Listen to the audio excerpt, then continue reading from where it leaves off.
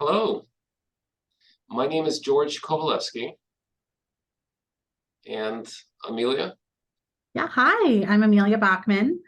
We both work at the Delaware Institute for Reproductive Medicine with Dr. Jeffrey Russell, and we're really happy today to talk to you about all your questions. Exactly. This is an opportunity for us to address any thoughts, questions, concerns, and help you folks in the audience or anyone else who is listening along with your fertility reproductive journey as much as possible.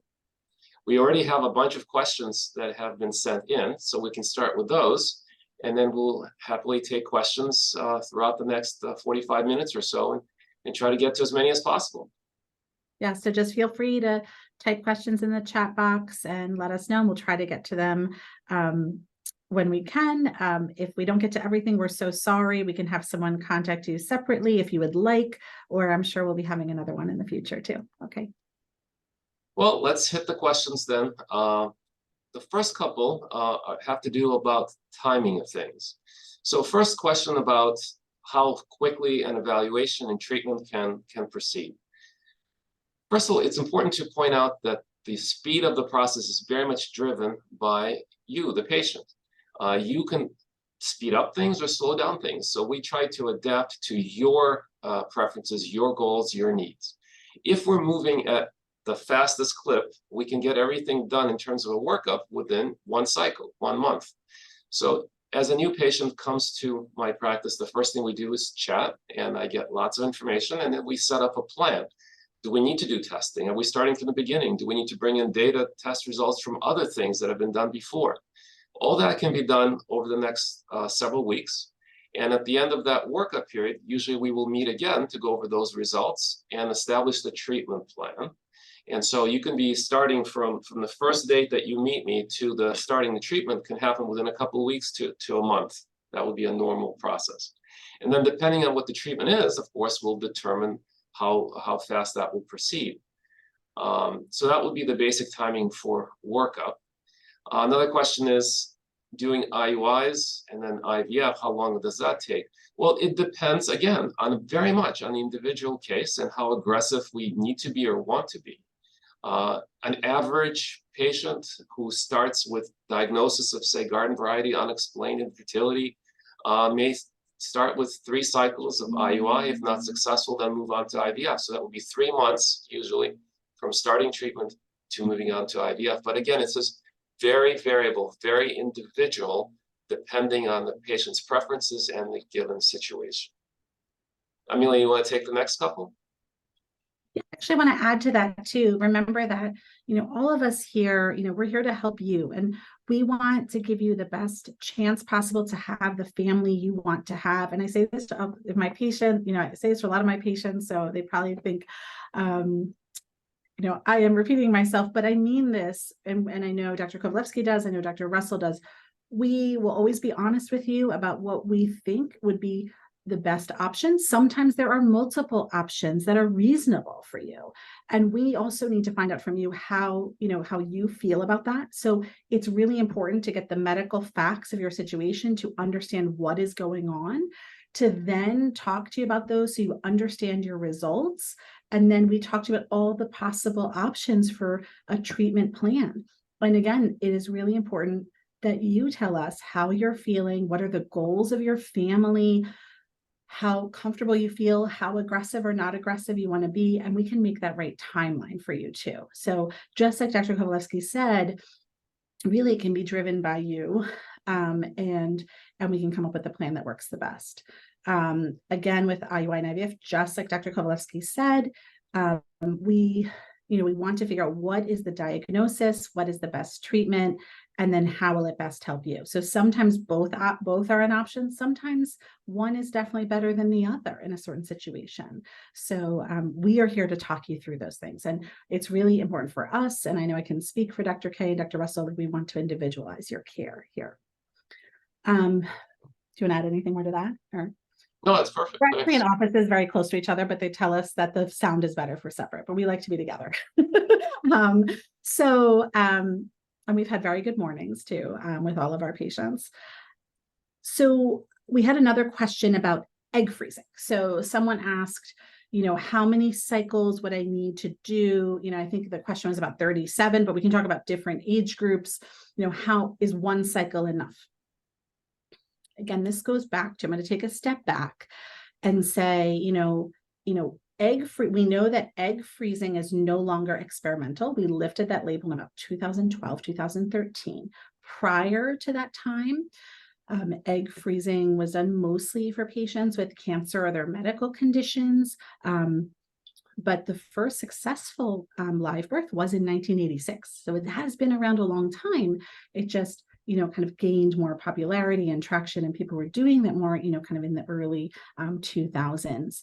And so we know from there that we have many live births. We know that it is an accepted form of treatment. That having been said, unfortunately, it is important to know that there is not a 100% guarantee with egg freezing. It is the best way we know to preserve your fertility, and we do want women to preserve this option, to think about this and to think about their options for their future fertility and to be educated about this, but it may or may not be the right choice for an individual. And so that's where you have a consult with us to discuss, what is your situation? What is your age? What are the goals for your family? So we can learn about you and learn, what is important to you. So for patients who are going through egg freezing, the success does depend on the age. So the younger the patient, typically we have more eggs and more healthy eggs. As we know, women are born with a certain amount of eggs. We have the most eggs when we're in the uterus at 20 weeks gestation. And so unfortunately, those numbers decline at birth really dramatically, and then as we get older. But each one of us has a different slope. So not only do they decline in number, but they do decline in quality as we age. But that can be different for different people, right? So that's where we can talk to you, we can talk about your age, we can get testing for your egg reserve to see how you would respond. So I'm going back to the question, how many cycles do I need? Well, that is going to depend on both the age and the baseline egg reserve and the goals for the patient. Some patients tell me, I just want to say I did this. I'm not sure about the future. I wanted to just do it. And other people say, I will be devastated if I don't have 1, 2, or 3 or more children. And I'd really like to get a number that could give me the best probability of that. And that's important to talk about success rate. It is unfortunately not 100% guarantee, but we can increase the probability. So for instance, if I have 10 eggs from someone at 34 years old, that will be a roughly 60% chance of having a child versus someone at maybe 38 or 39 years old. That would be about half that chance, about 30% chance. Again, it can be different. You're not a statistic. It can be different with individuals. But typically in someone who may be 37 years old, I may say, if you want a good chance to have one child, you may want somewhere between 15 to 25 eggs. Does everyone need that? Not necessarily. And then as we get older, we need more and more. And so the number of cycles, I think, will depend on your goals and how you may respond to the treatment. So those are the things we're finding out. What is your age? What is the egg reserve? How may you respond? What are your goals? And then come up together with a plan that works for you. Unfortunately, there isn't an absolute number, but we can come up with something that seems reasonable to you, because I'd much rather have, 10 eggs at 35 or 38 than 10 eggs at 45, right? We'd have an increased chance that those would be successful. Okay. Do you want to add anything to that, George? Yeah, no, that was a great overview. I think the important points to highlight is, as you were saying, that we really want to individualize the plan for the patient that we're talking to. So everyone is different, everyone has different goals, and everyone has a different path that works for them. Egg freezing is not a guarantee of success, but a way to boost the odds of success if you ever need to use those eggs at all in the future. So those are the conversations that we can have so that we can help you make these right choices and right decisions. Another question I have is the length of an IVF cycle. So the IVF cycle, from the start of stimulation, where you start to take medications to make the eggs grow, to the day that we're taking the eggs out, is about 2 weeks. So there's an intense 2 weeks of stimulation, following the patients along, see how they're responding, and getting those eggs. 2 weeks. If we are moving forward with a fresh transfer at the end of that cycle, then about 5 days later would be the transfer. So that means from start of stimulation to putting the embryo into the uterus, 3 weeks. If we are not doing a fresh transfer, we're going to freeze all the embryos. That means that 2 weeks we get the eggs, then we see how many embryos develop, freeze those embryos, and then at whatever point in the future, move on to the second stage of the process of frozen embryo transfer, which is much, much easier to go through than getting the eggs. So just getting into the right point in the cycle, or doing a little bit of medicine to prepare the uterus to receive the embryo, thaw an embryo, put it in. So the time period from getting the eggs to doing the frozen embryo transfer can be a month or a year or 5 years or whatever works in the individual case. George, how do you decide whether you do a fresh transfer or a frozen transfer? Yeah, perfect. So for some patients, we know right away we're going to be doing frozen because we're going to be doing things to test the embryos. Chromosomal testing of the embryos called PGTA, pre-implantation genetic testing for aneuploidy. Or for some patients, we know we're going to freeze for sure because they are not ready to become pregnant, and we're going to just freeze the embryos for the future. Other times, we may start to aim for a fresh transfer, but depending on how the cycle goes, it may not be optimal to do a fresh transfer for a couple of reasons. So one is that it may not be safe.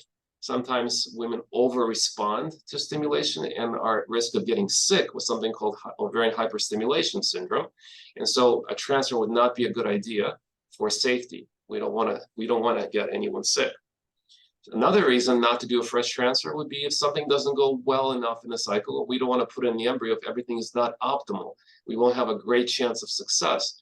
So if the uterine lining is not looking good, if the progesterone levels are too high, anything that doesn't look right, we don't want to just throw the embryo in there if it's not optimal. So then we would recommend no fresh transfer, freeze all the embryos, and do the frozen embryo transfer safely. In most cases, the frozen embryo transfer will give us as good or even better success rates than a fresh transfer. So it's rarely a bad idea to freeze embryos. Yeah, I agree. I agree with those points. You know, again, we want to talk to you about this before you do your cycle, talk to you about your goals and, you know, the cycle plan. But it is important to know sometimes the plan can change because, you know, a lot of people think fresh transfer sounds very natural, but it's not so natural if the estrogen levels get really high. You know, in a natural cycle, your estrogen levels are not 3,000, 4,000. Obviously, that's quite high. But sometimes that's where we don't want you to get sick, just like Dr. Kovalevsky said. And we may recommend, hey, let's let the body go back to normal. Let's see. And most of my patients, when they say, you know what, I need a break too. You know, I really want, you know, I want to feel better. I want to feel less bloated. And then we can proceed with the next month. Another question we had was, how do we take care of LGBTQ couples? I mean, more specifically, someone wanted to know what were the options for 2 female patients who come to the office. I do have to say this is, you know, really rewarding to us to help you build your family, because this is kind of one of the only ways you can do that. And what it also is really nice is that you do have a lot of options, because you have, you know, 2 sets of ovaries, 2 uteri. Of course, each individual patient may or may not want to carry a pregnancy, may or may not want to use the eggs. So that's where, again, we first do an initial workup for both partners if it's indicated. Definitely, I've had, you know, many couples over the years, and sometimes one person is really, you know, wanting to get pregnant and use their eggs, and another person does not. Sometimes both partners do.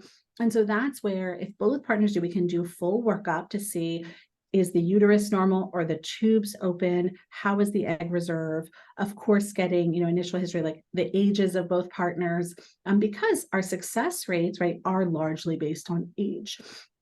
So we can find out, you know, who wants to carry a pregnancy? Do both partners want to carry a pregnancy?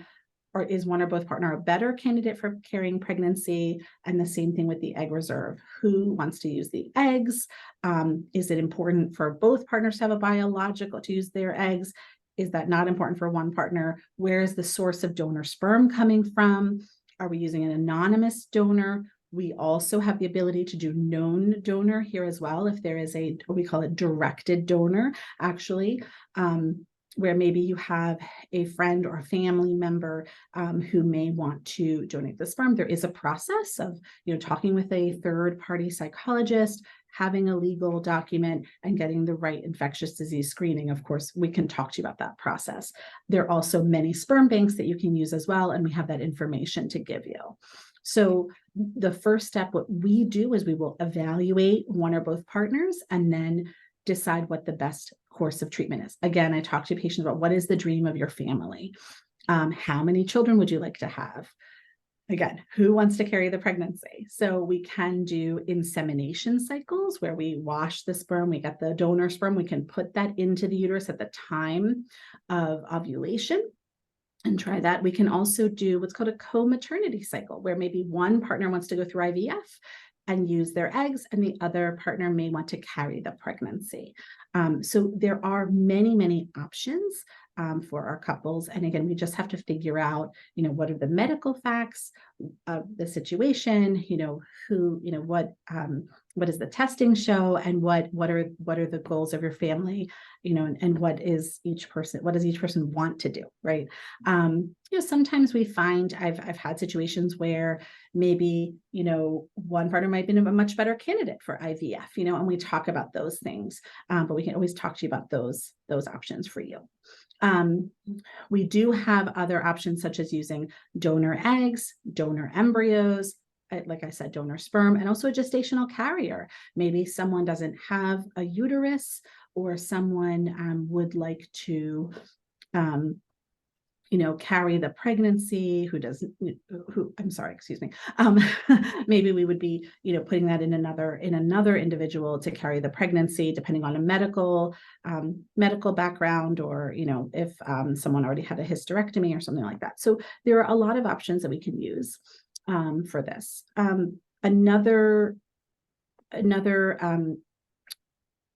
To go back to egg freezing, we can also do fertility preservation.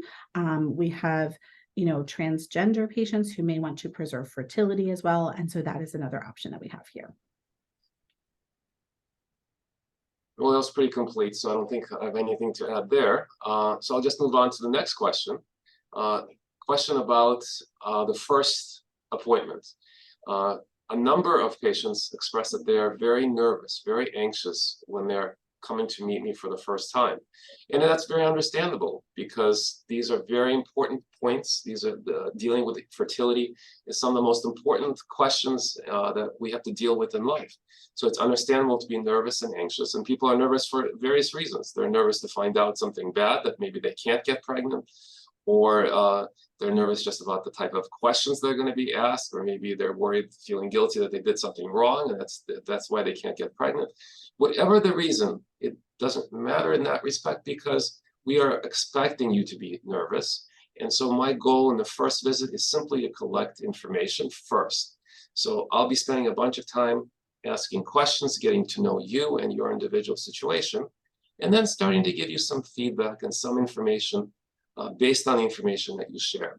So the first appointment is simply a way for us to talk, get to know your situation better, and for you to start to feel comfortable, hopefully, with me. And I'm sure Dr. Bachman does something very similar, as does Dr. Russell. So the goal is just in exchange of information, getting to know you, getting to help you feel comfortable, and then setting a plan. What are we going to do next? Are we going to do tests? What are our options moving forward? Yeah, I agree with that. We do reserve a good amount of time for your first initial visit, for you to let us know, how you're feeling, what has been going on. We do have you fill out some forms beforehand. I know that can be a pain. Every office you go to, you're filling out forms, but it does help us have some of that already on hand, so that that we can spend more time talking about how you're feeling, what you're going through, and then, we have your medical history already in the chart. Of course, we do like to confirm that and go over everything with you. We want you to feel comfortable asking us questions. I know I can speak for all of us when I can say you can ask us anything you want. We know this is really, it's really hard. It's really stressful. It's hard to go through this. And we are more than happy to talk through, anything you want to. I always tell my patients, I know you might find things online, and remember that we will always answer those questions. If you're asking, like, what about this test, or what about, I heard someone did this. Remember that when you're talking to other people, it is good to get that support. It's great to talk, and remember that you're not alone, right? But also remember that another person doesn't have your medical chart, and they don't have your information. So sometimes what might be right for you might not be right for someone else, and vice versa. But again, we can always talk through those things and talk about what is the best plan for you. Okay. George, you have another question. How can I better manage my PCOS at home? Do you want to answer that? Yeah. So PCOS, polycystic ovarian syndrome, is a syndrome. It's not a specific disease. The diagnosis is a clinical one based on criteria. So first step before we get to any management, of course, would be to do a thorough evaluation, make sure that PCOS is the right diagnosis. And then the next question is, well, if that's the diagnosis, what are the goals? What are you trying to accomplish? Is the goal pregnancy? Is the goal simply health maintenance? So depending on the goals, there will be different management options. And then we also have to know what the situation is overall. Many women with PCOS are overweight or have sugar problems, prediabetes, other health issues. So depending on what exactly the issues are, that will determine the specific management in the individual case. So it's hard to answer the question specifically because, of course, we don't know what individual problems there may be in any one case. But overall, for the average patient with PCOS, there are a couple of things we're mostly concerned about. One of them is the development of uterine cancer over time. And so one important thing to manage PCOS is the protection of the uterine lining from cancer. So if you're not actively working with a fertility doctor to become pregnant, then you should be on some form of usually progesterone, progestin to protect the uterine lining. And there are many options: birth control pills, progesterone by itself, an IUD that releases a progestin. So finding the right option is a good idea, but some form of treatment to protect the uterine lining and to control bleeding is going to be one of the most important things that you do managing PCOS. The second part is that there's a higher risk of developing diabetes, sugar problems. So for those individuals who are affected by this, importance of diet and proper lifestyle, so eating usually a lower carb, high protein diet, more fresh foods, less ultra processed foods, exercising in moderation, and trying to maintain a normal weight, very important parts of PCOS management. We know that for women who are overweight and don't ovulate with PCOS regularly, losing weight, even a small amount, as little as 5%, can greatly increase the chances of ovulation and then pregnancy. So summarizing that, as always, individualization is the key, finding the right management for the individual person. But overall, health management usually consists of protecting you from developing other health conditions like problems with uterine lining, cancer, sugar problems, diabetes, and overall health maintenance. That's great. Yeah, it's very complete. One thing I do like to remind my patients, because I have a lot of patients who come, and I'm sure, George, you've seen this too, where they get worried. They say, oh, they say I have a lot of cysts, right? And so the cyst part of PCOS is not, it's kind of the wrong name for it in a way. There are a lot of follicles. What are follicles? Follicles are those little tiny fluid-filled structures that have the microscopic eggs inside. So PCOS ovaries don't have abnormal cysts. Now, you can separately also have an abnormal cyst. It's a different situation, but typically the PCOS ovary is larger. It has a bigger volume. It has many more of those follicles. So that's how we diagnose that. And there's a lot of eggs. So that could be very beneficial. Where there's a lot of eggs, you're just not ovulating regularly. And there are differences in PCOS patients. Like some patients are having maybe 4, 5, or 6 periods a year, and they're sometimes ovulating, and some people are getting 0 or no periods a year. And as Dr. Kovalevsky said, that endometrial protection, we want to at least have some regular periods and not go so many months without shedding that lining. But I do want, going back to, that ovary just has many follicles in it, right? So lots of follicles, lots of eggs, and it's a little bigger. And there can be, increased male hormone, LH, insulin levels, which can contribute to the condition.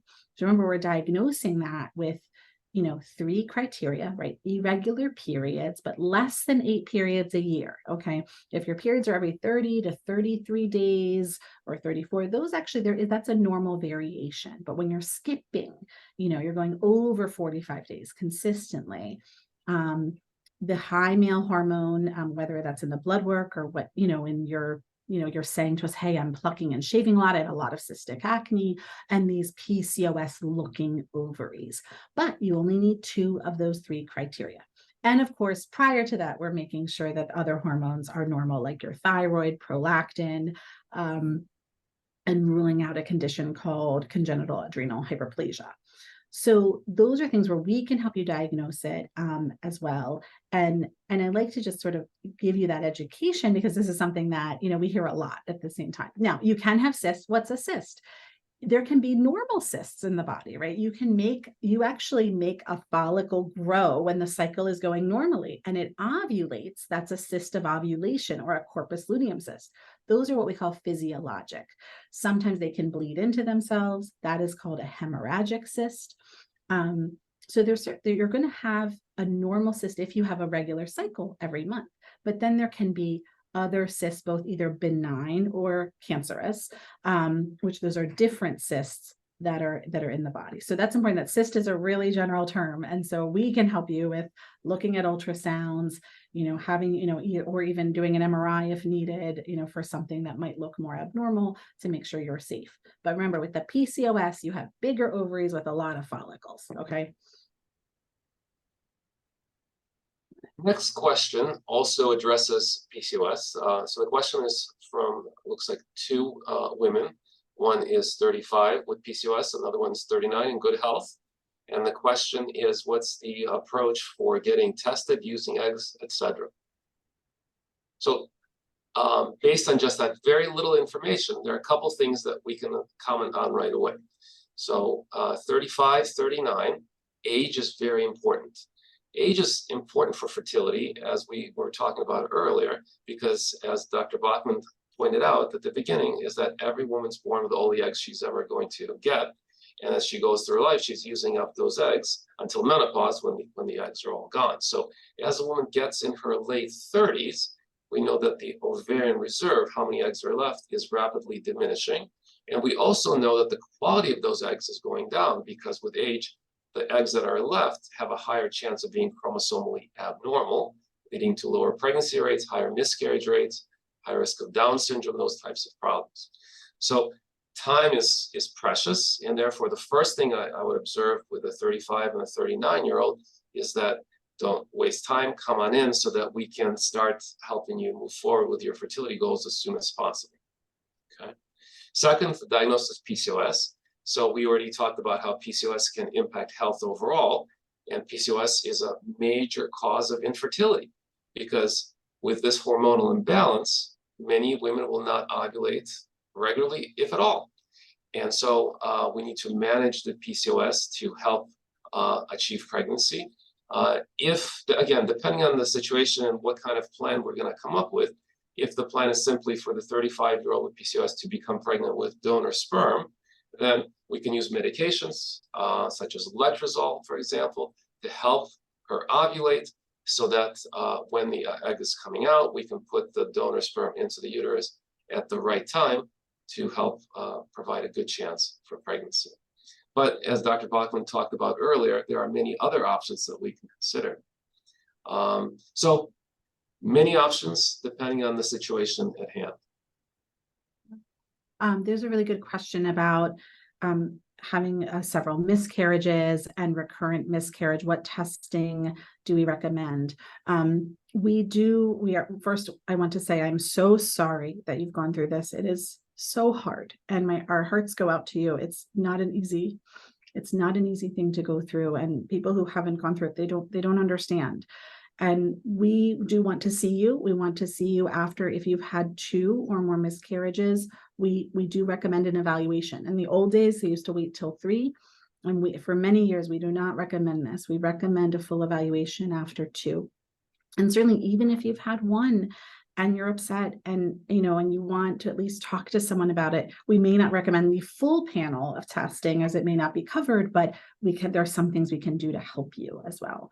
But for recurrent miscarriage, we want to look at many things. We want to look at the anatomy. Is the uterus a normal place for implantation? Are there polyps, fibroids? Is there a septum? Is there kind of an abnormal uterine cavity, something in there that could interfere with implantation? We look at genetics. So sometimes there can be what's called sporadic genetic abnormalities, where just egg and sperm came together and it was an abnormal embryo. That certainly still doesn't make it easy, but it is an explanation in many cases. But sometimes one of the partners may carry something called a balanced translocation. What is that? That's when one piece of one chromosome and one piece of another chromosome switch spots. And that person is okay. They're a healthy male or female. But then when the egg and sperm come together, they can make a higher percentage of abnormal embryos. So we check the chromosomes of both partners for that balanced translocation. The other thing we look at are some immune factors, specifically the anti-APLS, or the antiphospholipid syndrome. And so what that is a condition where that can cause increased clotting. And we may recommend something like a blood thinner, like aspirin or Lovenox, in a subsequent pregnancy. Now, this is a blood test, and it actually does have to be repeated 12 weeks apart and confirmed. Also, there are some things in the history that we can ask you as well, like if you've had prior blood clots or anything. There are other tests like endocrine factors, like your thyroid antibodies, a diabetes screen, prolactin. These are other tests that we would do to evaluate you, as well as there are some other immune tests and endocrine tests that we can recommend. So we like to talk to you about this. It basically is some blood work and an evaluation of the uterine cavity. There, we can also test, we've been looking at your fertility, testing the eggs and the sperm as well. So those are things we can do, and then we can talk to you about the results. Sometimes there is an actionable thing to do. In many cases, all of that testing is normal, which is really frustrating to people as well. But what's important to know is that we've done all that testing, and then we can talk about, options for trying again. One thing we can offer you here is a lot of increased care in that first trimester. So we know that in a subsequent pregnancy, you're going to be scared. We know you're going to want some extra testing. So we are able to do blood work and early ultrasound and give you a lot of that extra TLC that you definitely need. And again, even if you've had one loss and you want to do that, we are here to give you that first trimester care if you would like that. Some patients end up doing something like IVF with genetic testing of the embryos prior to implantation. So that is also an option in some cases. Obviously, we want to do the testing and see what is the right option for you. So you can make an appointment with any one of us, and we can help you through that. And we are here for your next pregnancy to help support you. And then, of course, at 12 weeks, I'm so sorry, we don't deliver, but we send you back to your OB at 12 weeks, but we always want to hear from you and see a picture too. I don't know if you want to add more to that, George. Oh, great points. I think you started off with the most important is that dealing with recurrent pregnancy loss, repeat miscarriages is one of the most difficult things that anyone has to go through. And it's even more frustrating if no one can give you an answer for why it's happening. A lot of people start blaming themselves. That's something that they're doing. I took that pill. I went for that walk. I didn't lose enough weight, whatever it is. But most of the time, it's not anything at all that's under your control. And it's frustrating when we can't give you an exact answer. But just like Dr. Bachman was saying, is that even if we do not find a specific explanation, there are still things that we can do to help. And these things range from just the supportive care early in the pregnancy, which in itself has been shown to improve outcomes by perhaps managing stress and reducing the hormones that are released with extreme stress, to the most aggressive advanced science that we have, the PGTA, the chromosomal testing of the embryos. So even when the tests show nothing, we still have options to consider. And if the tests do find something specific, then we have specific treatments we can use to overcome or fix those problems. Yeah. Next question. Are there any dietary changes that can increase the success rate, supplements, specifically for unexplained infertility? Well, the simple answer is that there's not a huge thing that will make a huge difference, but there are many things that can be done that can make some difference. So we know that lifestyle does certainly impact the quality of the eggs and sperm that we produce. What do I mean by lifestyle? Well, avoiding the bad things, drugs, smoking, alcohol, trying to manage stress as much as possible. These things can improve the quality of our eggs and sperm. On the positive side, you want to be doing things that are good for eggs and sperm. So that's trying to eat a healthy diet. So we already talked about what is a healthy diet: high protein, low carbs, less processed, especially ultra processed foods, more fresh foods, exercising in moderation, and managing weight, trying to get to a healthy weight whenever possible. In terms of supplements, nothing has been definitively shown to be a clear improvement in outcomes. Of all of the supplements that are out there, the one that I think has the most data behind it is the coenzyme Q10, CoQ10. So especially in animal data, we have evidence that suggests that using CoQ10 can improve egg quality, particularly if there is an egg quality problem to begin with. So as always, we would discuss your individual situation and see if any of these supplements can make any difference potentially for you and whether we think it's a good idea, and talk about how to use them if they do seem to be a possible advantage. Yeah, I think it's important to know that, I mean, there's a lot on the internet. There's a lot. I mean, I tell my patients a lot of different things, like given their situation, some patients who are older or lower egg reserve, or some patients who are interested in this. Remember, we don't have like a double-blinded randomized controlled trial. We have some small studies. So we have to weigh, like, you know, we want to do everything possible for you. And we know you want to do that too, but we also want to keep you safe. And we don't want you taking things that you don't need to. But if there are some, like Dr. Kovalevsky said, this has like probably more of the, you know, some more data behind it, and that makes some biologic plausibility, then if it's safe for you, then we're okay with that. And so that's what I go back to: ask us your questions. You know, this is something where we can individualize your care and see if this is the right thing for you, right? Along those lines, there was a question about how much the stress truly impact the success rate, chance of getting pregnant and staying pregnant.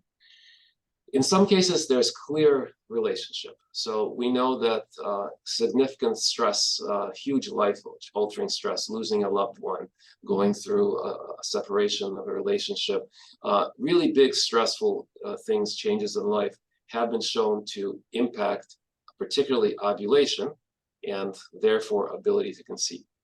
Sometimes there's a relationship perhaps that the ovulation happens but may not be great, so there's something called potentially a luteal phase deficiency. So in some cases, we can actually have scientific evidence to say that stress is making a difference that we can treat, overcome, and help improve success rates.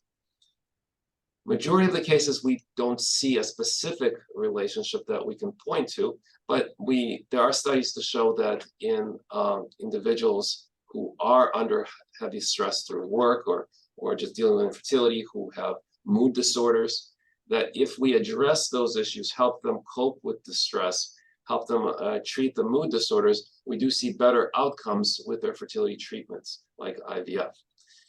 So stress plays some role. In some cases, it's obvious, but in most cases, it's hard to quantify just how big that impact is. But it's always a good idea to try to manage the stress as much as possible for fertility as well as for health overall. I agree with that too. So someone asked if there's a BMI cutoff for IVF.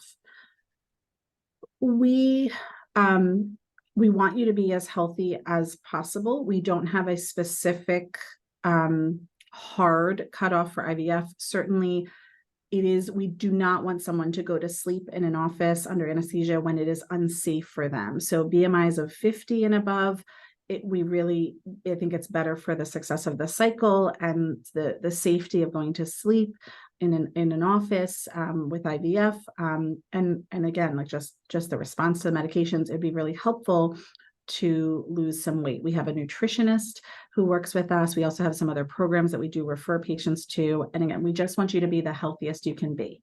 We understand that this is really hard, and you've probably been dealing with this your entire life, and you don't need to be told this again and again.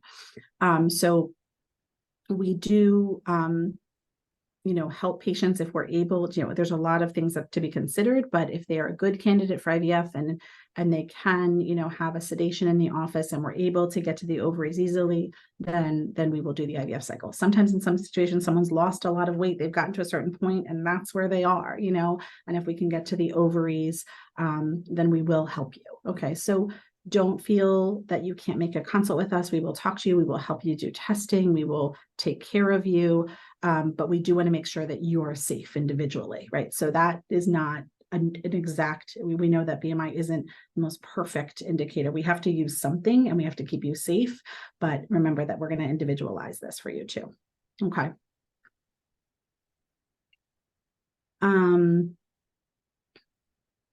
Do you recommend a couple of days of rest, maybe not physical, but from stress after embryo transfer? And I think that's really individual. We don't, going back to like, you're not doing anything wrong, right? This is important. We don't want you to feel that you're at fault for anything. Sometimes it's a matter of, we want to make sure your lining is okay. The labs are okay. It's the embryo. Is it tested or not? How old are you? And those are things that really affect those success rates, right? But I think for your own mental health, it is good to be less stressed in the situation because it already is a really stressful situation. I don't want anyone to think like I was stressed and that's why I didn't get pregnant. I think Dr. Kovalevsky already touched on that. We don't think you have to lay in bed all day, but I think in an individualized situation, if you can try to reduce that, I think it's always better for your mental well-being, right? But I don't have any hardcore evidence that that's necessarily going to help or not help the embryo transfer, but I think it's always best to be in the best mindset we can be. I don't know if you want to add any more to that.